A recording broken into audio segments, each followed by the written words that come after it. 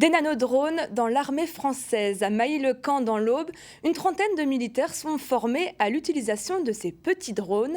Particulièrement discrets, faciles d'utilisation, vous allez voir qu'ils sont désormais indispensables en opération. Tiffaine Leroux avec Olivier Mayer. Je te demande de déceler, tout en restant furtif, de déceler de tout ce que tu peux voir, que ce soit du blindé, du véhicule, du parc à pied. Pour évaluer une menace en minimisant les risques, le brigadier chef Dylan s'entraîne à visiter un maximum de points en une trentaine de minutes sur un terrain du camp de Mailly. Militaire au régiment d'artillerie de Suippes, il perfectionne ses qualités tactiques dans l'usage d'un nanodrone d'à peine 37 grammes.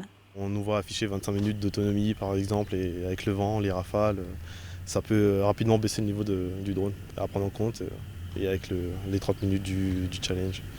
Ça peut faire un peu stresser, mais on reste concentré et on contrôle notre drone. Les drones utilisés sur le camp peuvent voler jusqu'à 4 km. Mais le préféré de l'armée de terre est actuellement un engin norvégien, le Black Hornet 3, qui va jusqu'à 2000 mètres, est particulièrement discret et peut fonctionner de nuit ou sous la pluie. Avant, les unités spécialisées étaient équipées de drones uniquement. Aujourd'hui, toutes les unités vont être équipées ou le sont déjà, ce qui fait qu'on n'a plus cette perte de temps à savoir qui va pouvoir produire le renseignement. Le retour, tu perds un peu de temps sur ton atterrissage.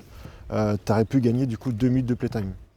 Mais le reste a été respecté et encore une fois, chapeau bas. Une fois formés, ces militaires peuvent faire usage des nanodrones sur tout type de théâtre d'opération, mais notamment en Afrique. D'ici 2024, l'armée de terre a pour objectif d'équiper ses forces de 3000 drones de taille variée.